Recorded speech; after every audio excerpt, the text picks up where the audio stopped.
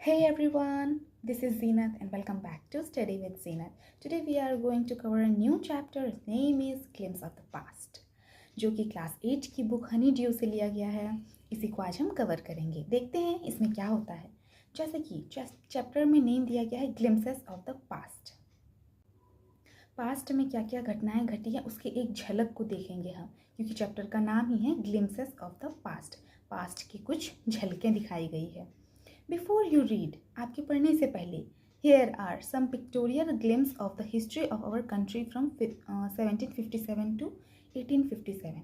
इस कहानी में हम लाइन बाय लाइन कहानी नहीं देखेंगे, इसमें पिक्टोरियल ग्लिम्सेस फ़ोटो की मदद से कुछ झलकें दिखाई गई हैं और क्या क्या हुआ है मेन पॉइंट देखेंगे, जो कि 1757 ईस्वी से 1857 ईस्वी के बीच घटी थी घटना. These pictures and speech bubbles will help clarify your understanding of the conditions that led to the event known as the First War of Independence in 1857. ठीक है, तो इस में जो पिक्चर्स के थ्रू से कुछ कुछ झलकें दिखाई गई है, तो उसमें बबल्स, स्पीच बबल्स का मतलब होता है गोल गोल राउंड सा, और उसमें कोई लोग कुछ कुछ कह रहे हैं. ठीक है, तो उसको देखिए आप. तो उसके थ्रू से आपको बताया जाएगा कि क्या वहाँ पे क्या बातें हो रही थी और क्या सीन चल रहा था, जो कि फर्स्ट वॉर के समय में ये चीज़ हुई थी. पहला है हमारा the martyrs. The martyrs means शहीद, जो जिन लोगों ने इस देश को आज़ाद कराने के लिए अपनी जानें गंवा दी, अपनी जान को कुर्बान कर दिया, शहीद हो गए, उन्हीं के बारे में ये पिक्चर डिस्क्राइब कर रहा है, बता रहा है. देखिए, at a function in Delhi, Delhi में एक फंक्शन था. वहाँ पे O my countrymen let your eyes fill with tears as you recall the sacrifices of India's martyrs. तो यहाँ पे लता मंगेशकर जी हैं, जो कि दिल्ली में एक फंक्शन हो रहा है. लता मंगेशकर जी एक सॉन्ग गा रही है, जिसमें कि ये इंग्लिश में दिया हुआ है. ये है ओ माई कंट्री मैन, ए मेरे वतन के लोगों, let your eyes fill with tears, ज़रा आँख में भर लो पानी, जो शहीद हुए हैं उनकी ज़रा याद करो कुर्बानी. तो यहाँ पे लता मंगेशकर जी के साथ बैठे हुए हैं लाल बहादुर शास्त्री है, पंडित जवाहरलाल नेहरू है, इंदिरा गांधी है. यहाँ पे लाइन से बैठे हैं. ठीक है, ये लता मंगेशकर हो गई, ये पंडित जवाहरलाल नेहरू, और बीच में लाल बहादुर शास्त्री, और देन इंदिरा गांधी. तो ये फंक्शन हमें ये वाली पिक्चर जो है, और नीचे में कई सारे शहीद जवानों की तस्वीरें लगी हुई हैं, जिन्होंने इस देश को ब्रिटिश रूल से आज़ाद कराने के लिए, इस देश को आज़ाद कराने के लिए अपनी जान को कुर्बान कर दिया, शहीद हो गए वो लोग. इसी का एक झलक दिखाई दे रहा है कि वो लोग कितना इम्पोर्टेंट है हमारे लिए. हमें उन्हें याद करना चाहिए और हमेशा अपने देश को बचाने के लिए मेहनत करना चाहिए. सेकेंड है द कंपनीज कॉन्क्वेस्ट 1757 से 1849. कंपनी कौन सा हुआ? जो ईस्ट इंडिया कंपनी उन्होंने स्थापित किया था, उसी की जीत जो हुई थी ब्रिटिश लोगों की. With its superior weapons, the British East India Company was extending its power in 18th century India. उन्होंने जब अपनी कंपनी ईस्ट इंडिया कंपनी को स्थापित कर दिया था और कब्जा जमाना शुरू कर दिया था, जैसे कि आप इस मैप्स में देख सकते हैं, येलो वाला पार्ट जो है वो इंडियन लोगों का है, और रेड वाला जो पार्ट है वो ब्रिटिश टेरिटरी का है. रेड वाला पार्ट अभी कम है, लेकिन ड्यूरिंग 18th सेंचुरी पहुँचते पहुँचते सिनेरियो उल्टा हो जाता है कि वो लोग कब्जा ज़्यादा ज़मीन पे कर लिए थे और कम ही पार्ट बचा था कब्जा करने के लिए. तो वो लोग कैसे जीतते थे? अपना ईस्ट इंडिया कंपनी जो ओपन किए थे वो लोग, सुपीरियर वेपन की वजह से वो लोग और पावरफुल होते जा रहे थे. अब सुपीरियर वेपन्स में क्या आ जाता है? सबसे पहली बात, उनके पास गन, राइफल्स, बहुत सारी चीज़ें होती थी वेपन के रूप में कब्जा जमाने के लिए. और दूसरा हो जाता था उसकी क्लेवरनेस, चालाकी की वजह से. चालाक, वो लोग बहुत चालाक थे और बुद्धि के साथ काम करते थे. और तीसरा हो जाएगा कि वो किस तरह से हम इंडियंस को अपने अंडर में लेते थे, कंट्रोल करते थे, किस तरह से रूल करते थे. चलाना, एक देश को चलाना भी तो ये होता है ना, कि कैसे उस पर कब्जा जमाएंगे. तो ये सब हो जाएगा सुपीरियर वेपन. तो इन्हीं सब की वजह से वो लोग जो है एक्सटेंड करने लगे, मतलब अपना कब्जा जो है जमाते चले गए और अपना पावर बढ़ाते चले गए. सेकेंड वाले ड्राइंग में ये दिखाया गया है कि Indian princes were short sighted. India के जो प्रिंस थे, राजा महाराजा जी थे, वो शॉर्ट साइटेड थे. मतलब वो सिर्फ अभी के बारे में देखते थे, अभी का फ़ायदा और नुकसान देखते थे. वो ये नहीं सोचते थे कि इन फ्यूचर में जाके वो हमको नुकसान पहुंचा सकता है। मतलब वो शॉर्ट थोड़ी ही दूर का देखते थे कि हाँ ये चीज़ से हमको फ़ायदा हो रहा है तो हम यही करेंगे, लेकिन वो आगे का नहीं सोचता था कि क्या पता वो बस लालच हो और फ्यूचर में जाके उसका जो परिणाम हो वो बहुत ही बड़ा बुरा हो जाए। वो सिर्फ शॉर्ट थोड़ी ही दूरी के लिए देखते थे कि अभी मुझे फ़ायदा हो रहा है तो वही ठीक है। That upstart Raja Bah called the English merchants, they will help me to defeat him. तो अभी जब फाइट हो रहा था तो अब राजा महाराजा सब कह रहा है, राजा है यहाँ पे बैठा हुआ है, बाकी सब वजीर सब है खड़े, तो कह रहा है क्या कि मर्चेंट को बुलाया जाए। एक वही तरीका है, मर्चेंट्स के पास काफ़ी सारे गन राइफल्स और बंदूक सब होती हैं। मर्चेंट्स मतलब होता है जो सामान यहाँ से वहाँ लेके जाता है, ठीक, तो उसके पास काफ़ी सारे गन और ये सब होंगे जो बेचते हैं चीज़ें, बिजनेसमैन्स होते हैं मर्चेंट्स, ठीक है, उनको बुला के लेके आओ ताकि हम दूसरे राजा को हरा पाएँ। ऐसे ही इन्होंने सोचा, और ये नहीं सोचा कि अगर उस मर्चेंट्स के पास कुछ ज़्यादा चीज़ें हैं और वो पावरफुल है तो वो हमें भी एक दिन हरा सकता है। तो इन्हीं बात का फ़ायदा उठाया था ब्रिटिश लोगों ने, क्योंकि ये लोग सिर्फ शॉर्ट टर्म का बेचते थे, शॉर्ट टर्म का सोचते थे और फ्यूचर का वो लोग नहीं सोच पाते थे, इस वजह से फ़ायदा उठा लेता था। The people had no peace due to such constant fights, और वहाँ के लोगों में थोड़ी सी भी शांति नहीं थी, फाइट होते जा रहा है, ये वो सब फाइट हो रहा था, सबको एकदम परेशान थे, लोग मर रहे थे इधर से उधर में। तीसरा पिक्चर क्या दिखा रहा है, the rivalries help the East India company and it could easily subdue Indian princess one by one. इस पिक्चर में देख रहे हैं कि एक ब्रिटिश लोग हैं जो कि घोड़े पे हैं और बाकी इंडियंस हैं। जब ब्रिटिश लोगों ने देखा बाकी इंडियंस आपस में ही इतना लड़ रहे हैं, झगड़ रहे हैं, तो उन्हीं बात का फ़ायदा उठाया और धीरे धीरे करके वन बाय वन करके उस सारे प्रिंस को हरा दिया। ईस्ट इंडिया कंपनी, वो मर्चेंट्स को जो हेल्प करने के लिए बुलाया गया था, तो इन्होंने ये नहीं सोचा कि मर्चेंट्स हो सकता है कि धोखा दे दे, वो खुद इस पे रूल ना करने लगे। तो वो लोग मर्चेंट्स लोग जो थे वो लोग खुद इन पे रूल करने लगे और धीरे धीरे वन बाय वन एक एक करके सारे प्रिंस को मार दिया और सारे लोगों पे कब्जा जमा लिया। इसीलिए हमारे इंडियंस में कोई यूनिटी थी ही नहीं। अगर यूनिटी रहती तो हम लोग मिलके अंग्रेज का एकदम चटनी बना देते, इसको भगा देते, लेकिन हम लोग आपस में इतना मार कर रहे थे ना, उन्होंने सिचुएशन को परख लिया कि क्या करना चाहिए और उनके पास काफ़ी सारी बुद्धि थी, तो इसकी वजह से जो है हम लोग हार गए थे वहाँ पे। अब चौथा पिक्चर क्या कह रहा है इसमें, a far seeing ruler like the brave Tipu of Mysore for the British till he died fighting. ऐसा नहीं था कि सारे जो राजा और महाराजा थे वो सारे शॉर्ट साइटेड थे, कुछ ऐसे भी थे जो कि दूर की सोचते थे, सिर्फ नज़दीक की नहीं सोचते थे। इसमें जिसमें से एक थे टीपू सुल्तान, जिसको टाइगर ऑफ मैसूर भी कहा जाता है। ये मैसूर से थे और ये काफ़ी बहादुर थे। इन्होंने ब्रिटिश से तब तक लड़ाई की जब तक कि ये इनकी मृत्यु नहीं हो गई। बहुत बहादुर थे और इन्होंने बड़ी मेहनत से पूरा एकदम अपना ये किया था, अपना योगदान दिया था ब्रिटिश को भगाने में। अब ये वाला पिक्चर क्या कह रहा है, thank God there is peace in the country now, no more wars and no looting by thugs. कुछ लोग जो थे वो सोच रहे थे कि थैंक गॉड अब इस देश में जो है ना शांति आ गई है, अब सब लोग शांति से जी पाएंगे, अब कोई वॉर नहीं होगा, अब कोई लूटेगा नहीं, कोई नहीं ठगेगा हमारी कंट्री में। यहाँ पे दो टाइप्स के पॉइंट ऑफ व्यू दिखाए गए हैं, जैसे कि how did Indians react to this conquest, और ये जो पावर हो रहा था, ये जो जीत हो रही थी अंग्रेज लोगों की, ठीक है, तो इस पर दो टाइप के लोग थे। वो लोग का क्या रिव्यू था, लेफ्ट साइड में कह रहा है कि थैंक गॉड अब कोई परेशानी नहीं होगी, अब सिर्फ शांति रहेगी, कोई नहीं लूटेगा, सब चीज़ एकदम सही होगा, वॉर नहीं होगा अब। और कोई एक आदमी कह रहा है it is God who send the British, कि ऊपर वाले ने ही इस ब्रिटिश को भेजा है हमें बचाने के लिए। तीसरा कह रहा है our destiny is linked with them, हमारा जो भाग्य है वो उनसे, गोरे लोगों से जुड़ा हुआ है, ऐसे करके सोच रहा है, ठीक है। इनका पॉइंट ऑफ व्यू अलग है।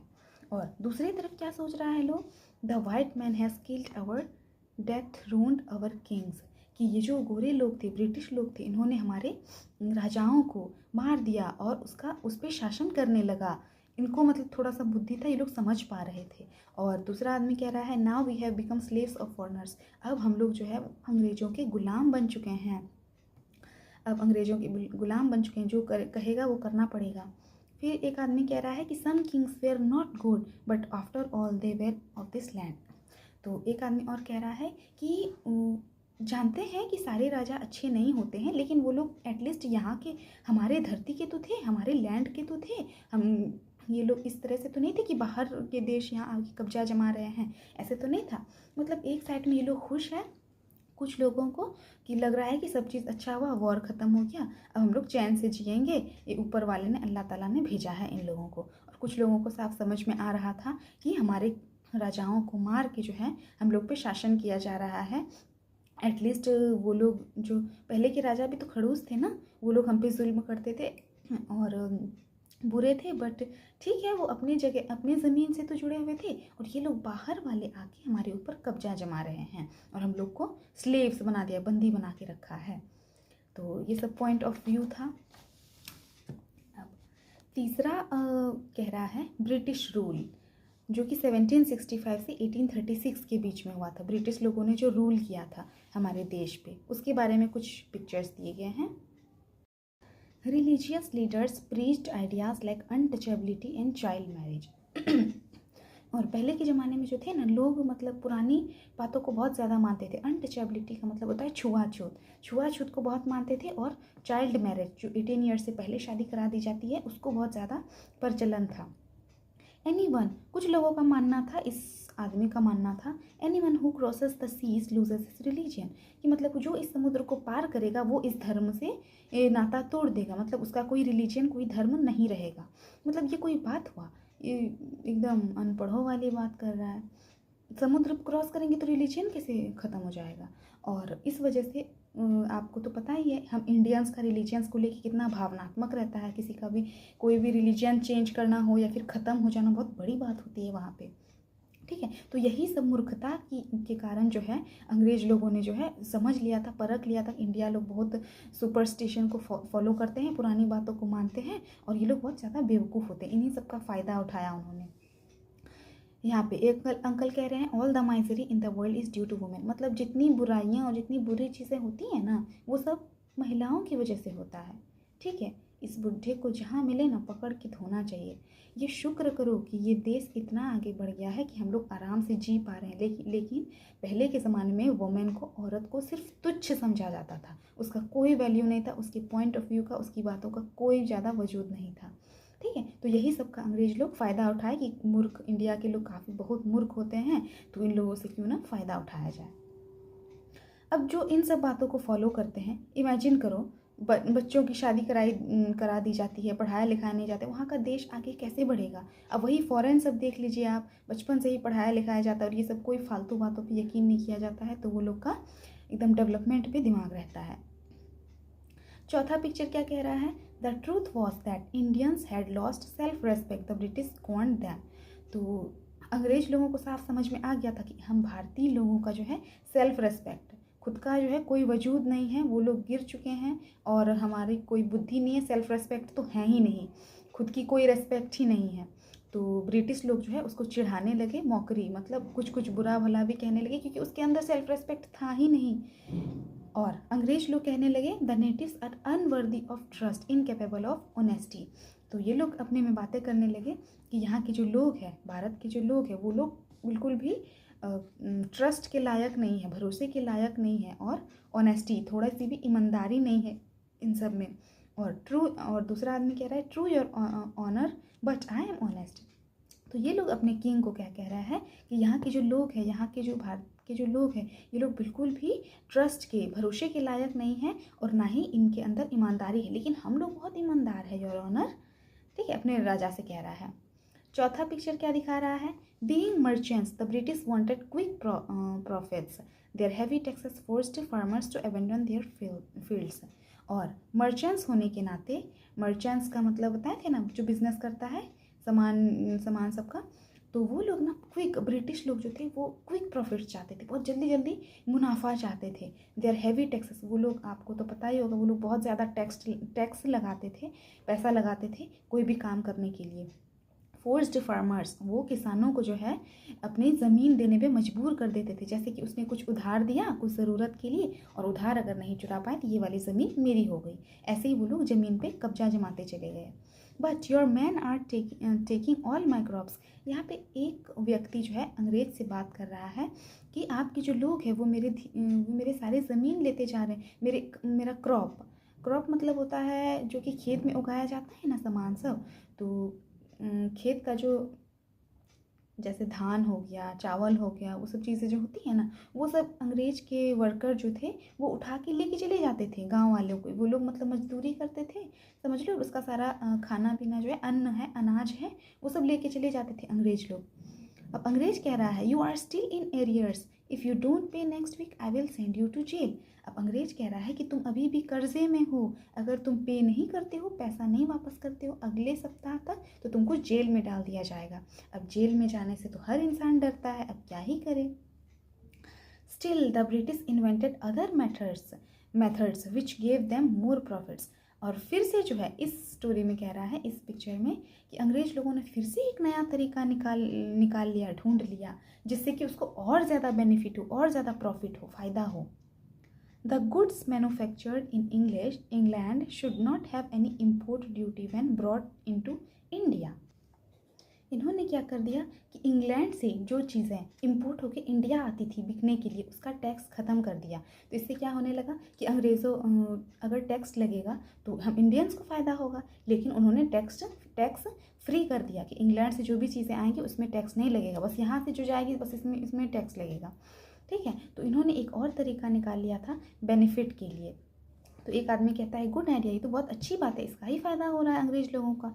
The East India company's law begin to cripple Indian industries. और धीरे धीरे जो है ईस्ट इंडिया कंपनी सब जो है एकदम अमीर होते गए टैक्स ले लेके, और धीरे धीरे जो इंडिया का जो इंडस्ट्री सब है उसको ध्वस्त करते गए, उसको ख़त्म करते गए। और जैसे कि इन्हीं को ज़्यादा प्रॉफिट हो रहा है तो इन्हीं की चीज़ें बिक रही है इंडिया में, इंडिया की चीज़ें तो बिक ही नहीं रही है। ये लोग के पास इतना दिमाग था, यही लोग की चीज़ें बिक रही है, टैक्स लगा के, टैक्स ले लेके धीरे धीरे जो है गरीब लोगों का सारा ज़मीन लेते गया, और इसी से ये लोग कब्जा जमाते गया, धीरे धीरे करके सब ज़मीन ले लिया गरीब लोगों का, हम इंडियंस का। और अपनी ही चीज़ें बिकवा रहा है। यहाँ से कोई भी इंग्लैंड से अगर यहाँ पे कुछ बिक्री होने आता है, टैक्स नहीं लगता है, मतलब फ्री में सब चीज़ हो जाता है। ये लोग का मुनाफा बहुत ज़्यादा होने लगा, जिससे कि क्या हुआ कि इंडिया में जो भी इंडस्ट्री सब थी वो धीरे धीरे ख़त्म होने लगी, इंडिया की चीज़ें बिकने ही नहीं लगी, क्योंकि टैक्स बहुत ज़्यादा था, इसमें खरीद ही नहीं पाने लगे लोग। अब इस 6th पिक्चर में क्या है, inevitability famines followed between 1822 and 1836. 15 lakh Indian died of starvation. 1822 से 1836 ईस्वी के बीच में जो है 15 लाख लोग इंडियन, हम भारतीय जो थे, उसकी मौत होने लगी स्टारवेशन, भूख की वजह से। अब सारा ज़मीन वो लोग ले ही रहा है, सारा क्रॉप्स, जितनी भी चीज़ें हम उगाते थे खेत में, वो सब भी वो लोग अंग्रेज लोग लेके चले जाते थे। तो क्या हुआ, भूखमरी की हालत आ गई। और ये लोग अब जिंदा रहने के लिए खाना तो चाहिए ना, खाना तो पड़ेगा ना, तो वो सब सारे धान चीज़ें भी लेके चले जाते थे, टैक्स की वजह से ज़मीन भी लोग की चली जाती थी। तो इससे क्या हुआ कि 15 लाख लोग इंडियन की मृत्यु हो गई। स्टारवेशन मतलब होता है भूखमरी के कारण, उसको खाना नहीं मिला, खाना नहीं खाने के कारण उसकी मृत्यु हो गई। आप सोच सकते हैं क्या ही स्थिति रहा होगा। और इसी तरह वो लोग धीरे धीरे अमीर बनते गया और हम लोग को गरीब बनाते गया। The British policies रूइन the expert artisans and their business. और हम भारतीय का जो छोटा छोटा बिजनेस था उसको भी धीरे धीरे ख़त्म करते गया। जैसे कि कुछ लोग हैंडक्राफ्ट, हाथ से कुछ चीज़ें बनाते थे, आर्टिस्ट थे, पेन से बनाते थे, हाथ से बनाते थे, बूंद के बनाते थे। जो छोटा छोटा बिजनेस रहता था ना वो भी ख़त्म हो गया, क्योंकि अंग्रेज लोगों के पास तो इतना दिमाग था, वो लोगों ने बड़ी बड़ी मशीनें ले आई, वो सब चीज़ें एकदम चुटकी में बनाने लगा। तो ये लोगों का जो रोज़गार है वो छिन गया और वो लोग धीरे धीरे अमीर होते गए। इसी तरह से वो लोग का यहाँ पे जमना शुरू हो गया। और सोचो अभी हम लोग को पढ़ने में भी भारी लगता है। बच्चों ध्यान से पढ़ो, तुम लोग जो इतनी आज़ादी से घूम रहे हो और हम लोग जो इतनी आज़ादी से घूम रहे हैं ना, अपना खा रहे हैं, अपना चल रहे हैं, जैसे मर्जी पढ़ाई कर रहे हैं, वैसा नहीं होता अगर हम लोगों के पूर्वज, हम लोगों के पहले लोग, ये फ्रीडम फाइटर्स लोग जो थे, जिन्होंने इस देश को आज़ाद कराने के लिए इतना मेहनत किया, इतनी लड़ाई लड़ी और अपनी जान गंवा दी, तो इनके रेस्पेक्ट में एटलीस्ट आप सब मेहनत करो और इस देश को आगे लेके जाओ। ठीक है, आप लोग इस देश का फ्यूचर हो। चौथा नंबर में हमारा आ जाता है राम मोहन रॉय। 1772 ईस्वी से 1833 ईस्वी के बीच में। राजा राम मोहन रॉय जो थे वो काफ़ी पढ़े लिखे इंसान थे, व्यक्ति थे। वो बंगाल के थे और वहाँ पे बहुत अच्छी पढ़ाई की थी उसने। Understood what was wrong with the country, उसको सब समझ में आ रहा था कि इस देश में क्या हो रहा है, धीरे धीरे कैसे हमारे ऊपर कब्जा जमाया जा रहा है और अपनी चीज़ें चलाई जा रही, इसको सब समझ में आ रहा था धीरे धीरे। Let us not despise ourselves. Our ancient culture is great, and we are capable of greater achievements. We must first reform our society. Superstitions have been ruining us. तो यहाँ पे बोला गया है कि सबसे पहले तो अंग्रेज लोग क्या बोल रहे थे कि ये लोग इंडियन के अंदर जो है थोड़ी सी भी सेल्फ रेस्पेक्ट नहीं है। मतलब जो भी वो लोग कहते थे ना, हम लोग ब्लाइंडली फॉलो करते थे, कुछ भी अपने हक के लिए नहीं लड़ते थे, और जो भी बोलते थे हम लोग करने लगते थे। तो कह रहे हैं कि हमारे जो भारत का जो कल्चर है, सभ्यता है, संस्कृति है, तो वो सब जो है काफ़ी बहुत ही ज़्यादा ग्रेट है, बहुत ही ज़्यादा महान रही है।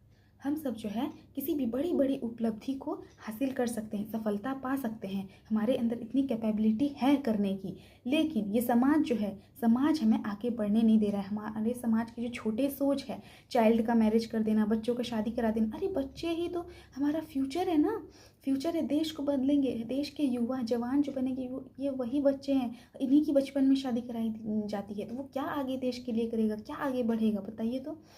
तो यही कह रहा है राजा राम मोहन राय, कह रहे हैं कि हमें इस देश को बदलने की ज़रूरत है और हमें सबसे पहले सोसाइटी को सुधारना होगा, क्योंकि ये लोग जो हैं बहुत ही सुपरस्टिशंस का मतलब होता है जो पुरानी प्रथाएं होती है ना, जिसको फॉलो किया जाता है, तो वही हम लोग को बर्बाद कर रहा है, हम लोग को ख़त्म कर रहा है। इसी सब की वजह से ये सब हो रहा है। तो आप सबको पता होगा कि राजा राम मोहन राय जो है, इन्होंने ही सती प्रथा को ख़त्म करने के बारे में कहा था, और चाइल्ड मैरिज को, कि बचपन में शादी नहीं करानी चाहिए, एटलीस्ट उनको पढ़ने दो, लिखने दो, मैच्योर होने दो, एक व्यक्ति की तरह सोचने का क्षमता होने दो, ठीक है। तो और उन्होंने सती प्रथा का मतलब समझ रहे हो, पुराने ज़माने में जिसका हस्बैंड मर जाता था तो उसकी वाइफ को जिंदा जला दिया जाता था उसी की चिता के ऊपर या फिर आसपास में, ठीक है। तो ये बहुत गलत है, उसका पति मर गया तो वाइफ की क्या गलती है, ये तो बहुत ही अनपढ़ वाली गवार वाली भावना है ना। अब हमें समझ में आ रहा है ये, लेकिन पुराने ज़माने के लोगों को नहीं समझ में आता था। तो ये सब फालतूगिरी जो है ये पुराने ज़माने के लोग करते थे, और यही राजा राम मोहन राय समझाना चाह रहे थे कि ये सब ख़त्म करो, और इन्होंने बहुत सारा प्रयास भी किया था। He told his wife Uma, Raja Ram Mohan Roy जो थे वो अपनी बीवी उमा से कहते हैं, cows are of different colors but the color of their milk is the same. Different teachers have different opinions but the essence of every religion is the same. तो ये अपनी बीवी से देखो कितनी अच्छी बातें कह रहे हैं कि गाय जो है, गाय बहुत सारे कलर में होते हैं लेकिन उसका दूध जो होता है वो सफ़ेद ही होता है, दूध का कलर चेंज नहीं होता है। उसी तरह से कई सारे टीचर्स हैं जो कि जिसके कि अलग अलग ओपिनियंस हैं, ओपिनियंस मतलब अपनी बात जो कि वो रखना चाह रहे हैं, अपना एक्सप्लेन कर रहे हैं, जो कि इस स्थिति को देख के वो बता सकते हैं, ठीक है। But the essence of every religion is the same, मतलब कि अलग अलग टीचर के अलग अलग ओपिनियंस हो सकते हैं, लेकिन सबका ओपिनियन जो होता है और लेकिन सब धर्म का जो इसेंस होता है, अब सब धर्म में तो अच्छी बातें ही समझाई जाती है ना। किसी के धर्म में दिखा दो हमको कि गाली देना चाहिए, दूसरे का ज़मीन हड़प लेना चाहिए, ऐसा तो नहीं है ना है। सब धर्म में अच्छी बातें सिखाई जाती है, इसीलिए धर्म भी खेलना बंद करो। स्कूल में भी तुम लोग बहुत बदमाशी करती हो, धर्म से रिलेटेड नहीं बोलना है, ना ही कुछ घिरना करना है। ये सब हमारे सुपरस्टिशन, पुराने ज़माने के जो अनपढ़ लोग थे ना, वही लोग ये सब चीज़ को स्टार्ट किए थे। धर्म से क्या मतलब है, आप अपना स्टैंड बनाओ, आप क्या पढ़ लिख के क्या हासिल करते हो, देश के लिए क्या करते हो, क्या बड़ा अचीवमेंट्स करते हो, उस पर अपना गुमान दिखाओ। उस पर भी गुमान नहीं दिखाना है, लेकिन उस पर ना आप ये करोगे, एटलीस्ट आप उतने बड़े सभ्य इंसान बन जाओ। ये धर्म में ये धर्म वो धर्म, फालतू की चीज़ें नहीं करनी है। उनका ये मानना था कि हर व्यक्ति जो है वो इंसानियत को फॉलो करे, ना कि धर्म जाति और रिलीजियन को फॉलो करे, क्योंकि सारे धर्म में अच्छी बातें ही बताई जाती है, बुरी बातें नहीं बताई जाती है। उसका मानना था कि वुमेन को, औरतों को जो तुच्छ समझा जाता था, नोबडी समझा जाता था, उसका कोई वजूद नहीं था। तो ऐसा नहीं है, मैन का भी वजूद है, औरत का भी, डिफरेंट काइंड्स ऑफ थिंग्स होते हैं उसके बेसिस पे। ये इसका तीसरा पिक्चर कह रहा है he was attracted by science and modern knowledge. चूँकि इसको इतनी समझ कैसे थी, क्योंकि ये साइंस पे बिलीव करते थे और मॉडर्न नई नई चीज़ों पे, मॉडर्न तकनीकी पे और नॉलेज पे विश्वास करते थे। Knowledge should be practical and scientific, ये मानते थे कि नॉलेज जो है वो प्रैक्टिकल होनी चाहिए, साइंटिफिक होनी चाहिए। मतलब प्रैक्टिकल मतलब कि जो जैसे कि कहते हैं कि नदी अगर समुद्र पार करोगे तो धर्म खत्म हो जाएगा, रिलीजन खत्म। अरे भाई, आप नदी पार करो, माउंटेन पार करो, कहीं भी पार करो, वो ज्वालामुखी को पार कर जाओ, तो क्या धर्म तो जो है तो वही ना रहेगा जी। और ये जला दो वो जला दो नहीं, जो चीज़ प्रूव है, इस धरती पे प्रूव्ड है, उस चीज़ पे बिलीव करते थे, ना कि मन घड़ंत कहानियों पे बिलीव कर लेते थे। He started newspaper but the suspicious British stop them in 1823। तो राजा राम मोहन रॉय ने जो है अपना एक न्यूज़पेपर भी स्टार्ट किया था 1823 ईस्वी में, कि लोगों को कुछ बता पाए। लेकिन ब्रिटिश लोग जो थे वो पूरा सस्पिशियस थे कि पता नहीं क्या लिख देंगे इसमें पेपर में, क्या पता हमारे रूल जो हम चला रहे हैं इतने अच्छे से इस देश को, वो सबका कब्जा जमा रहे हैं, वो कहीं ख़त्म ना हो जाए। तो उन्होंने इस सब के डर से जो है उसका न्यूज़पेपर बंद करवा दिया। He crossed the seas and went to England to see what made the British powerful. There he told them. तो इतनी सारी चीज़ें हो रही थी हमारे भारत में, इन्होंने सोचा कि हमको पता लगाना है, ये बहुत क्यूरियस थे जानने के लिए कि क्या ऐसा चीज़ है जो अंग्रेज इतने पावरफुल है, इतने बुद्धिमान है, नए नए तरीका निकालते जा रहे हैं। तो ये क्या कि समुद्र को पार करके इंग्लैंड चले गए और वहाँ पे उसके जो ब्रिटिश लोग थे, रूलर थे, राजा थे, वहाँ पे उन्होंने कहा जाके, we accept you as rulers as you must accept us as subject, कि हम लोग तुम्हें एक्सेप्ट करेंगे कि तुम लोग हमारे ऊपर राज करोगे मतलब हमारे राजा बनोगे, लेकिन आपको भी एक्सेप्ट करना पड़ेगा कि हम लोग को as a subject, but you must remember that responsibility a ruler owes to his subject. लेकिन आपको ये याद रखना पड़ेगा कि आपका भी कुछ कर्तव्य है हमारे प्रति। हम लोग ठीक है आपके अंडर में काम करेंगे, लेकिन बेसिक चीज़ें तो प्रोवाइड करनी होगी ना, खाने का, पीने का, रहने का, एटलीस्ट आपको भी हमारी प्रजा की, राजा को जो है प्रजा का ध्यान रखना चाहिए। तो ये सब बातें उन्होंने अंग्रेजों को जाके कही थी, ऐसा मानना है। नेक्स्ट वी हैव ऑपरेशन 1765 से 1835।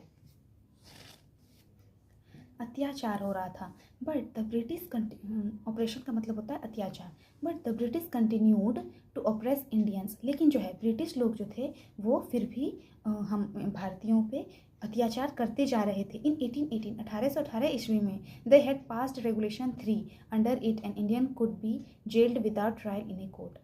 अब 1818 ईस्वी में अंग्रेजों ने एक बिल पास किया, रेगुलेशन 3 नाम करके। उसमें क्या था ना कि अगर आप मना करोगे कोई भी काम करने से तो बिना किसी trial in a court, trial in a court मतलब होता है जैसे कि अगर किसी ने चोरी की तो उसका पक्ष रखा जाएगा, उसके बारे में कोई अच्छा बोलता है, कोई बुरा बोलता है ना, फिर कोर्ट का जज फैसला लेता है। तो ऐसा नहीं, वो अगर मना किया तो उसको डायरेक्ट जेल कर दिया जाएगा। तो इसके डर से जो है लोगों को उनकी सारी बातें माननी पड़ी। All the time, British officers in India drew big salaries and also made fortunes in private business. और उस समय क्या था कि अंग्रेज लोग जो थे फुल पैसा कमा रहे थे। एक तो फुल पैसा कमा रहे थे, इंडिया के लोग जो हैंडक्राफ्ट, हाथ से कुछ चीज़ें बनाते थे, उसको भी उन्होंने ख़त्म कर दिया, क्योंकि अपनी बड़ी बड़ी मशीनें ले आई, वो काम जो कि चुटकियों में होने लगा। तो ये लोग का जो रोज़गार था वो ख़त्म होने लगा।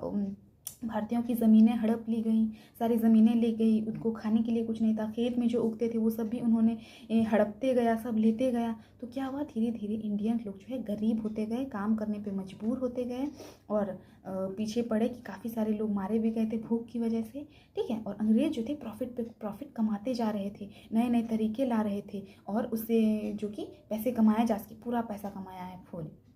बाय 1829 1829 ईस्वी में Britain was exporting British goods worth 7 crore rupees to India.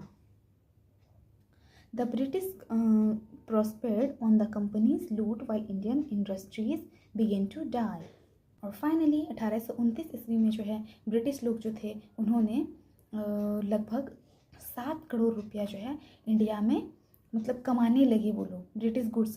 जैसे कि वो लोग जो अपना चीज़ें संस्थापित किए थे ना, जैसे अपनी इंडस्ट्री, अपना लोगों से पैसे कर वसूलना, लोगों से ज़मीनें लेना, तो उस सब की वजह से जो है लोग 7 करोड़ का मुनाफा कमा चुके थे। और जो है हम भारतीय लोग को तो ना ही कोई काम करने का था, क्योंकि वो लोग जो कहते थे वही मानना पड़ता था, हमारा कोई बिजनेस नहीं था। तो धीरे धीरे हमारा जो बिजनेस था वो ख़त्म होते गया और वो लोग को जो है डेवलपमेंट बढ़ते चला गया, क्योंकि वो लोग रूल से काम नहीं करते थे ना, डायरेक्ट जो चीज़ दे रहा है भाई ले लो, क्या दिक्कत है।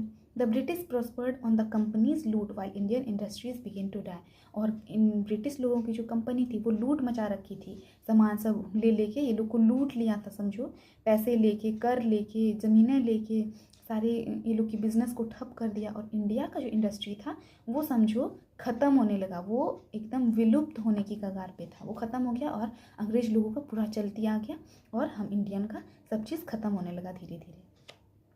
Governor general Bentinck reported back home the bones of cotton weavers are bleaching the plains of India. तो गवर्नर जनरल बेंटिक कहते हैं कि the bones of cotton weavers are bleaching the plains of India. जो हमारा India में जो जो industries थी, हाथों से बुनने वाली, कॉटन की फैक्ट्री थी, कई सारी फैक्ट्रीज थी हाथ से बनाने वाली, वो सब चीज़ें जो थे वो विलुप्त होने लगी, ख़त्म होने लगी, क्योंकि उसके बदले में जो है मशीन, सब बड़ी बड़ी मशीनें आ गई। वही बात इन्होंने कही है, जिसकी वजह से सब लोग बेरोजगार हो गए, सब लोग पूरा स्टारवेशन, भूखमरी की हालत में आ गए। देखिए फ़ोटो दिखाया गया है, वो लोग के पास कुछ भी खाने को नहीं था, तो धीरे धीरे वो लोग जो है वो लोग की पसलियाँ दिखने लग गई और भूख के कारण लोग मरने लग गए। और उनके पास ना खाने को बचा, ना ही कुछ काम बचा, बिजनेस बचा। जो लोग अंग्रेज कहते थे बस उसको आंख बंद करके फॉलो करना पड़ता था। अब 6 नंबर में है डिससेटिस्फैक्शन 1835 to 56, 1835 ईस्वी में। अब जो है जाके ये लोग सेटिस्फाई नहीं थे, ये लोग को समझ में आने लगा कि भाई अब हम लोग ऐसे नहीं करेंगे, अब नहीं कर सकते, कुछ तो सोचना पड़ेगा। Education in India was in Persian and Sanskrit. In 1835, an Englishman named Macaulay suggested a change.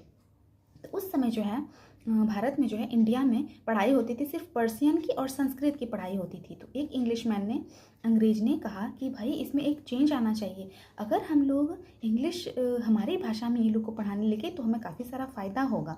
कुछ कुछ छोटे मोटे काम जो है हम इंडियन से करवाएंगे, जैसे फ़ोन पे बातें करना या फिर कुछ हिसाब किताब रखना, ये सब चीज़ें हम भारतीय लोगों से करा सकते हैं अगर उनको हमारी अपनी भाषा में सिखाया जाएगा तो। We should teach the native through the English language. तो एक अंग्रेज कह रहा है कि हमें उसको अंग्रेजी भाषा सिखानी चाहिए। I agree. तो दूसरा अंग्रेज कह रहा है कि हाँ मैं मानता हूँ, सच में उसको काम दे दिया जाएगा, छोटे मोटे काम जो है वो भारतीयों से कराने लगेंगे ये लोग। लेकिन इसकी वजह से क्या हो गया, हम भारतीयों को बहुत ज़्यादा फ़ायदा हो गया। English education products clerks to whom the British gave pretty jobs and under them incidentally it also produced a new generation of intellectuals। अब इंग्लिश भाषा का जो ज्ञान देने लगा अंग्रेज लोग ना क्लर्क्स को, तो उससे क्या हुआ, एक नए इंटेलेक्चुअल का मतलब होता है एक नए जनरेशन, जैसे कि पढ़े लिखे लोगों का स्टार्टिंग हो गया। पहले तो लोग अनपढ़ थे, अब पढ़े लिखे लोग जो है इंसान बनने लगे, कि उसको समझ में आने लगा क्या हो रहा है क्या नहीं हो रहा है, नया जनरेशन आ गया इंटेलेक्चुअल्स का। और अंग्रेज लोग जॉब्स दे ही रहे थे, उन्होंने अपना काम कराना शुरू कर दिया था। हाँ, जो कि इंग्लिश जानने लगे थे तो उनको अपने अंडर रख के उससे काम करवाना शुरू कर दिया था। अब एक तो आदमी कह रहा है we must educate our brothers, कि हमें जो है अपने भाई बहनों को भी पढ़ाना चाहिए। दूसरा कह रहा है and try to improve their material condition, और हमें इम्प्रूव करना चाहिए, पढ़ लिख के सिर्फ एजुकेशन ही हमारे दुख को, हमें चेंजेस, हमारे अंदर चेंजेस ला सकता है, अदरवाइज हम कभी नहीं बदल पाएंगे। और एक कहता है कि for what we must convey our grievances to the British parliament, तो हम लोग को जो है अपना दुख दर्द जो है ब्रिटिश पार्लियामेंट में जाके बताना पड़ेगा, ताकि कुछ हेल्प की कुछ मदद हो सके कि हमारे ऊपर इतना जुल्म हो रहा है भाई, थोड़ा कम करो एटलीस्ट। बाय 1856 1856 ईस्वी में the British had conquered the whole of India. अब 1856 पहले जो इंडिया मैप दिखाया गया था तो उसमें क्या दिख रहा था, रेड वाला पार्ट जो है सिर्फ थोड़ा सा ही है। अब देखो रेड वाला पार्ट पूरे भारत में फैल चुका है लगभग, येलो वाला पार्ट कम ही बचा है। रेड वाला जो पार्ट है वो ब्रिटिश लोग हैं, अंग्रेज लोग हैं, और हाँ बाकी जो है वो हमारे देश बचे हुए हैं, स्टेट्स बचे हुए हैं। They cared little about the needs of Indians। They care little about the needs of Indians. अब ये लोग आपस में बातें कर रहे हैं इंडियंस लोग कि अंग्रेज लोग जो है वो थोड़ा भी नहीं सोच रहे हैं, एकदम थोड़ा सा सोच रहे हैं हम इंडियंस के बारे, भारतीय के बारे में कुछ भी नहीं सोच रहे हैं। At least our kings have become puppets and we have lost our old jobs. तो ये लोग कह रहा है कि हमारे जो राजा महाराजा थे वो जो उसके हैं पालतू कुत्ते बन चुके हैं, पपेट्स बन चुके हैं, और हम लोग भी अपनी सारी जॉब को खो चुके हैं। क्योंकि ये लोग का जो हाथ से वर्क था, हाथ से कपड़े बुनने का, कुछ कुछ ऊनी वस्त्र था, वो सब चीज़ जो है हाथ से बनाने का, पेंटिंग या फिर हाथ की कुछ कुछ कलाई, आर्टिस्ट वाली चीज़ें, वो सब तो इन सब का जॉब तो छीन चुका था, क्योंकि अंग्रेज लोग ही वो सब का कर रहे थे। और भारत से जो लोग बाहर जाते थे बेचने के लिए तो उसमें टैक्स नहीं लगता था, उसमें टैक्स लगता था। बाहर से जो चीज़ बिकने आता था उसमें टैक्स नहीं लगता था, ताकि इंडियंस की कमाई ना हो। ठीक है, ये लोग का जॉब तो जा चुका था, एंड लैंड्स और ज़मीनें भी जा चुकी थी। They are converting our brothers, वो लोग जो है अपने भाई बहन को खुद में तब्दील कर रहे हैं, मतलब पढ़ा लिखा के खुद में नौकरी लगवा रहे हैं। You only talk do something to drive them out. तो एक आदमी कह रहा है कि आप सिर्फ बातें बना रहे हैं, कुछ कीजिए जिससे कि हम इन सब से बाहर निकल पाएँ। अब इन सबको समझ में आ रहा था कि हम लोग पार्लियामेंट में भी बोले, फिर भी तो हमारे राजा सब तो पपेट है, उसके कब्जा कर लिए हैं, और वो लोग कुछ भी बात नहीं सुन रहे हैं। हमारी तरफ में थोड़ा सा भी ये नहीं है, हमारे तरफ से कौन बोलेगा, हम तो बस गुलामी खट रहे हैं ना। तो और इनके पास ना ही ज़मीन है ना ही कुछ चीज़ें। अब धीरे धीरे ये लोग को समझ में आने लगा कि हमारी स्थिति क्या हो चुकी है। अब द स्पार्क्स 1855 से 57 के बीच में, द स्पार्क्स, अब धीरे धीरे कुछ चेंज आना शुरू होगा 1855 ईस्वी में और उसे 57 ईस्वी तक। ठीक है, कुछ चेंजेस देखने को मिले शायद। Texas continues to ruin the peasants. In Bengal, the Santals who had lost their lands under new land rules become desperate. In 1855, they rose in rebellion and massacred Europeans and their supporters alike. मतलब बंगाल के जो लोग थे, वहाँ पे जो संथाल लोग थे, वो लोग परेशान हो गए थे। वो लोग ने अपने सारे ज़मीन को खो दिया था, ना ही खाने पीने को चीज़ें कुछ भी नहीं थी उनके पास। तो धीरे धीरे जो है वो लोग फ्रस्ट्रेट हो गए, डेस्परेट हो गए एकदम, अब नहीं होगा ये सब, अब तो कुछ एक्शन लेना ही पड़ेगा। और उस पर क्या किया, 1855 ईस्वी में रिबेलियस, मतलब कि वॉर करने पर उतर आए कि हमें कुछ करना ही पड़ेगा, नहीं तो हम लोग ऐसे नहीं जी सकते हैं। और supporters, Europeans and their supporters alike, और वहाँ पे वॉर शुरू हो गया। वॉर जो हो रहा था ना, तो वहाँ पे कई सारे सोल्जर्स इंडियंस भी थे। जैसे कि अंग्रेज लोग अब भारत आए हैं तो सारा पूरा कंट्री को तो लेके नहीं है ना आएंगे, यहीं के लोगों को गुलाम बना रहे थे, यहीं के लोगों को सोल्जर भी बना रहे थे वहाँ पे रक्षा करने के लिए। Discontent was brewing in the East India company's army too, और यहाँ वहाँ पे भी भेदभाव हो रहा था। क्या हो रहा था, भेदभाव हो रहा था। जैसे कि the white soldiers gets huge pensions to live in servants, और वाइट सर्वेंट्स मतलब अंग्रेज लोग जो नौकर थे वहाँ पे काम करते थे, जो वजीर नहीं रहते हैं गेट पे, या फिर रक्षा करने के लिए जो सोल्जर रखे जाते हैं कि कभी भी हमला हो तो ये लोग का यूज़ हो। तो वाइट अंग्रेज लोग जो थे उसको बहुत ज़्यादा पैसा भी मिल रहा था, उसको रहने के लिए बहुत अच्छी जगह भी मिल रही थी, और उसको नौकर चाकर भी मिल रहे थे। लेकिन while we get a pittance and slow promotions, लेकिन हम भारतीय लोग जो सोल्जर में था ना, तो वो लोग को सैलरी भी बहुत कम मिल रही थी, रहने की जगह भी उतनी अच्छी नहीं थी, और ये लोग का प्रमोशन भी बहुत समय बाद होता था, मतलब पूरा ही लंबा चलता था। तो ये लोग के साथ भी भेदभाव हो रहा था। तो इन लोगों ने भी सोचा कि भाई वॉर करना चाहिए, अब नहीं हो पाएगा ये सब हम लोगों से। The Angrez ask us to cross the sea which is against our religion, अंग्रेज कहता था कि समुद्र पार करो जो कि हमारे धर्म के खिलाफ है। Who is the topi wala to abolish our age old customs, ये टोपी वाला मतलब टोपी वाला मीन्स अंग्रेज लोग हैट पहनते हैं ना, टोपी। तो कह रहा है अंकल लोग कि अंग्रेज लोग होता कौन है हमारे धर्म को चेंज करने के लिए, हमें समुद्र पार कराएगा, ये लोग होता कौन है। तो इससे भी ये लोग में दुश्मनी की भावना जागी। We must drive out the Angrez, तो एक ने कहा कि हमें इन सब से निकलना ही पड़ेगा और हमें कुछ ना कुछ एक्शन लेना ही पड़ेगा।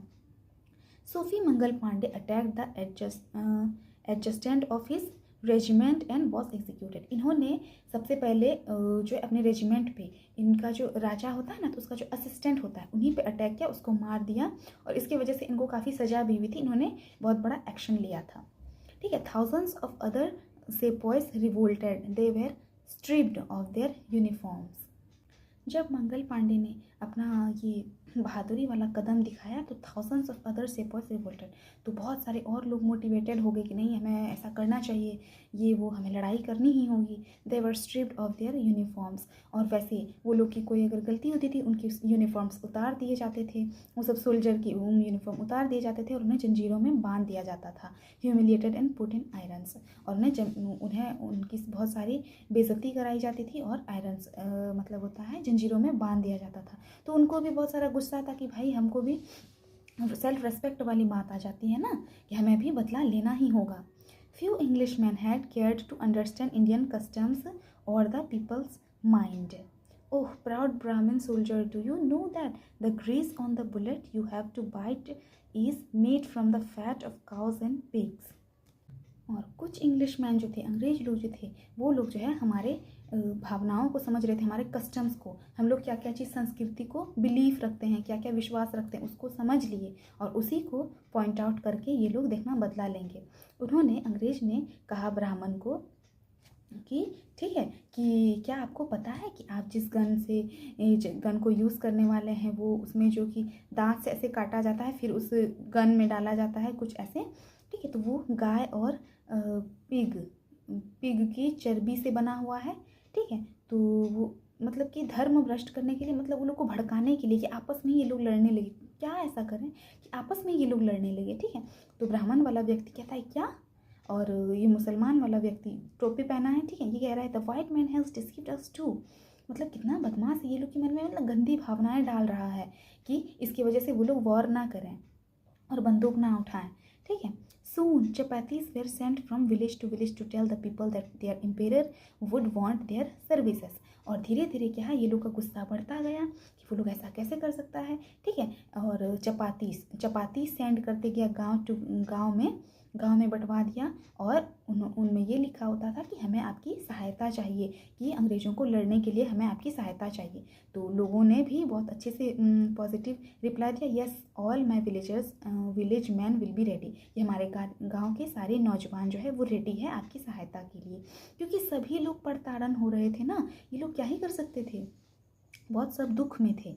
Similarly lotus flowers circulated among Indian soldiers, और ऐसे ही हमारे भारतीय के जो सेना थे उसमें लोटस फ्लावर स्प्रेड दिया गया डेथ टू द फॉरेनर। उसमें ये था कि हमें अंग्रेज लोगों को भगाना है, उसको मारना है, तो सपोर्ट करो। The message gave all help and shelter to the patriots, और ये सब मैसेज सुन के जो है जो भी लोग गांव के लोग थे वो लोग उनको हेल्प कर रहे थे, जो भी चीज़ें थी वो प्रोवाइड कर रहे थे, मदद कर रहे थे कि भाई अंग्रेज को भगाने में मदद होगी, कुछ हेल्प हो जाएगी, हेल्प कर रहे थे, ठीक है। अब 8 नंबर आता है रिवॉल्ट 1857 ईस्वी में। विद्रोह छिड़ चुका है, मतलब विद्रोह छिड़ने वाली है, रिवोल्ट होने वाला है, युद्ध होने वाला है। Then there was a violent outbreak at Meerut, अब जो है मेरठ में युद्ध स्टार्ट हो चुका है, मेरठ में सब लोग फाइट करने लगे, युद्ध स्टार्ट हो गया है। द सिपॉइस मर्ज्ड टू दिल्ली, सिपॉइस मतलब जो भारतीय सेना थे ना अंग्रेज के सेना में, तो वो लोग जो है जो काम करते थे अंग्रेज़ों के लिए, तो वो लोग जो है दिल्ली चले गए बहादुर शाह को सपोर्ट करने के लिए। बहादुर शाह वहाँ के राजा हुआ करते थे। Long live our emperor Bahadur Shah, ठीक है, उसको सपोर्ट करने के लिए सारे सोल्जर दिल्ली चले गए, काफ़ी सारे सोल्जर, ताकि वहाँ पे फाइट हो सके। द रिपेलियन स्प्रेड वाइडर, और झगड़ा जो था, युद्ध जो था वो बढ़ता चला गया, मतलब सब लोग जो है फाइट करना स्टार्ट कर दिए कि भाई हमारे साथ बहुत गलत हुआ, क्योंकि अंग्रेज़ों ने हमें इतना सताया है कि सब लोग फ्रस्ट्रेट हो रहे थे, बस एक चिंगारी की ज़रूरत थी कि कोई आवाज़ उठाए और हम लोग सब कोई फाइट करने लगे, क्योंकि लोग भूखमरी से मर रहे थे, फाइट करने के अलावा कोई चारा नहीं बचा था, ठीक है। तो युद्ध जो है फैलता चला गया। Many landlords had lost their lands because of the British policies and they were sore, और कई सारे ऐसे लोग थे, ज़मींदार थे, जिन्हें अंग्रेज़ों के द्वारा जो है सब ज़मीनें हड़प ली गई थी, उनकी सारी पॉलिसीज़ की वजह से। ऐसे ऐसे रूल लगाते थे ना कि तुमको ज़मीन देना ही पड़ेगा, और वो लोग बहुत सैड थे, अपनी ज़मीन को खो चुके थे, सैड थे। तो ये लोग, कुछ लोग आए हैं ये लोग को बताने के लिए, भाई क्या आप हमारा साथ दोगे, अब सपोर्ट के लिए बात तो करनी होगी ना। The white man's rule must end, तो एक आदमी कहता है कि अंग्रेज़ों का जो ये रूल है, ये जो चला रहे हैं संस्था यहाँ पे वो लोग जो हम लोग को नचा रहे हैं, सारी ज़मीनें दे रहे हैं, सब काम करवा रहे हैं, इसको ख़त्म करना पड़ेगा। तो लोगों ने भी बहुत अच्छे से तरीके से रिप्लाई दिया, yes we will help you, कि हम लोग आपकी मदद करेंगे। लोग भी मान जा रहे थे, क्योंकि जब बात खुद पे आती है ना तो लोग हेल्प करने लगता है। ये लोग का भी तो ज़मीन हड़पा था ना, वो लोग अंग्रेज लोग बहुत पैसा कमाया था, तो जो है ये लोग भी हेल्प करने के लिए तैयार हो गए थे। अब 9th नंबर है द फाइट फॉर फ्रीडम। अब आज़ादी के लिए जो फाइट हुई थी उसके बारे में 1857 ईस्वी में। Many former rulers like Begum Hazrat Mahal of Lucknow were bitter. The white man has taken away my kingdom. Many former rulers like Begum Hazrat Mahal of Lucknow were bitter. The white man has taken away my kingdom. तो काफ़ी लोग जो है आक्रोश में थे, गुस्से में थे। बेगम हज़रत महल जो थी, जो लखनऊ की थी, उसका भी सत्ता छिन गया था, उसका भी जो है गद्दी छीन लिया गया था, उस पर भी ये लोग ने बहुत प्रताड़न किया था और अंग्रेज़ लोगों ने उसका राज्य जो है छीन लिया था। तो वो भी बहुत गुस्से में थी। They join the upsurge against the foreigner. तो ये भी ज्वाइन हो गई कि अंग्रेज़ों को भगाने के लिए, मदद करने के लिए ये भी तैयार हो गई, क्योंकि सब गुस्से में थे। पॉपुलर लीडर्स लाइक मौलवी Ahmadullah of Faizabad told the people, rise brothers rise, the अंग्रेज इज रूइनिंग आवर लैंड। तो मौलवी अहमदुल्ला जो थे फैज़ाबाद के, उन्होंने लोगों को, वो भी थे बहुत बड़े आदमी, तो वो उन्होंने भी लोगों को जमा किया, इकट्ठा किया और कहने लगे कि राइज, जागो भाइयों जागो, अंग्रेज लोग जो थे वो हमारे ज़मीनों को बर्बाद कर रहे हैं, आके यहाँ पे हमारे ही ज़मीन पे आके हम ही पे हुक्म चला रहे हैं, हमारे ही सत्ता को, हमारे ही किंगडम राज्य को ले जा रहे हैं। ठीक है, जागो, हमें फाइट करना ही पड़ेगा अंग्रेज़ों के खिलाफ। मतलब कई सारे ऐसे लोग थे जो कि इनिशिएटिव लिए और सबको जगाने में मदद किए। The people rose everywhere in Bareilly, Kanpur and Allahabad. तो वहाँ पे कई सारे जगह में, बरेली, कानपुर, इलाहाबाद सब जैसे जगह में जो है फाइट शुरू हो गया। वहाँ पे मतलब कि युद्ध स्टार्ट हो चुका था। अजीमुल्ला खान टोल्ड तातिया तोप, we should have Peshwa Nana Saheb as our leader in this war of independence. The patriots pounced upon the British and fought pitched battles all over North India. तो कई सारी जगहों के इंसानों के बारे में बताया गया कि उन्होंने कैसे युद्ध को स्टार्ट किया। यहाँ पे है अजीमुल्ला खान टोल्ड तातिया तो, अजीमुल्ला खान ने जो है तातिया को बताया कि हमें जो है पेशवा नाना जी को, साहिब को जो है अपना लीडर घोषित करना पड़ेगा, कि इस झगड़े में, इस युद्ध में जो है वही लीड करेंगे कि क्या चीज़ किधर से फाइट होगा, किधर से हम क्या चीज़ स्टार्ट करना पड़ेंगे। उसका भी एक होता है ना तरीका, कि क्योंकि हार भी तो सकते हैं, तो उसका एक प्रॉपर प्लानिंग होता है। तो हम पेशवा नाना जी को रखेंगे। The patriots France upon the British and fought pitched battles का मतलब होता है अचानक से जो हमला कर देता है। ये लोगों ने नॉर्थ इंडिया में पूरा हमला कर दिया, युद्ध छिड़ गई, ये लोग अंग्रेज़ों पे धावा बोल दी। मतलब है तो हमारा देश, इंसान तो ज़्यादा लोग हमारे हैं, तो हम लोग अगर हिम्मत से काम लेंगे तो उसको आसानी से हरा सकते हैं। ठीक है। 80-year-old Kunwar Singh of Bihar received a bullet in his wrist. Mother Ganga, this is my last offering to you. यहाँ पे बताया गया है कि 80 साल का जो कुंवर सिंह था जो कि बिहार से थे, तो उनको रिस्ट में, कलाई में गोली लगी थी और उन्होंने लास्ट में कहा कि गंगा माता, कि ये मेरा लास्ट ऑफ़र है टू यू, मतलब मैं अपनी जान को गंवा रहा हूँ, लास्ट ऑफ़र है, क्योंकि इसके बाद मैं ज़िंदा नहीं बचूंगा। मतलब कितना लोगों में ये दिखाया गया है कि कितना लोगों में आक्रोश था, कितना जुनून था फाइट के प्रति, क्योंकि उन्होंने बहुत हमें प्रताड़न किया था। तो from our freedom movement, ST. Sawant ने इस कहानी को लिखा है, एस.टी. सावंत ने। और इसमें कितने अच्छे से दिखाया गया है कि स्टार्टिंग में तो ना ही हमारे पास अकल था और ना ही हमारे पास पीस था, थोड़ी भी शांति थी, हम लोग एकदम बेवकूफ़ थे, उसकी बातों को बस मान रहे थे। ठीक है। और धीरे धीरे लोगों को समझ में आया, और धीरे धीरे लोगों को समझ में आया कि कैसे वो लोग हमारे ऊपर कब्जा जमाते जा रहे हैं और हमें गरीब, भूखा और स्टारवेशन के कारण मौत होती जा रही है हमारे लोगों की। धीरे धीरे लोगों में यूनिटी आई, एकता आई और लोग एकजुट हुए और विद्रोह जब स्टार्ट किया तो बहुत सारे लोगों ने अपनी जान भी गंवाई, लेकिन हमें ये स्टार्ट करना ही था अपने फ्रीडम के लिए। ये लोगों ने कितनी सारी जानें गंवाई। और इससे ये पता चलता है कि यूनिटी में कितना ताकत है और पीस, यूनिटी, हमें एक साथ एकजुट होकर कोई भी काम करने से कोई भी काम सफल हो जाता है, चाहे कितनी ही मुश्किल घड़ी क्यों ना हो, हमें एकता बनाए रखनी चाहिए। अभी भी हमारे देश में बहुत सारी जगह में खाली वॉर वाली बातें, दुश्मनी वाली भावना रखते हैं, ऐसा नहीं होना चाहिए। हमें पूरे देश को एकजुट होकर, मतलब कि हमें पूरे देश में शांति बनाए रखनी चाहिए और हमारे में एकता होनी चाहिए, ताकि कोई भी बाहरी लोग जो है हमारे ऊपर अटैक ना कर सके। हमें एक दूसरे से दुश्मनी वाली भावनाएं नहीं रखनी चाहिए और हमें मिलजुल के काम करना चाहिए, तो कोई भी काम सफल हो जाएगा। ठीक है, तो आई होप आप सबको ये कहानी क्लियर हुई होगी। इसमें बताया गया है कि कैसे अंग्रेज़ लोगों ने आके यहाँ पे कब्जा जमाया और कैसे उनको हम लोग भगाने में कितने साल लग गए, कितनी परेशानियां झेली गई और कितनी मेहनत के बाद हमारा देश आज़ाद हुआ है। हम लोग इतने अच्छे से जी पा रहे हैं। इसलिए जो है थोड़ा सा ग्लिम्स दिखाया गया है, थोड़ा सा झलक दिखाया गया है पास्ट का, जो कि पास्ट में हुआ है ये चीज़, ताकि हम लोग आराम से अभी हम लोग जी रहे हैं ना, खुशी खुशी जा रहे हैं, आ रहे हैं, खा पी रहे हैं, पढ़ाई कर रहे हैं। तो किस तरह से इतना चीज़ हुआ, इसके बाद हम आराम से हैं। तो इसकी कुछ झलक दिखाई गई है। तो आई होप आप सबको ये क्लियर हुई होगी। Thank you so much. अगर आपको समझ में आया हो, अगर आपको समझ में आया है तो do like share and subscribe to my channel. ठीक है, मिलते हैं अगले वीडियो में। Bye bye.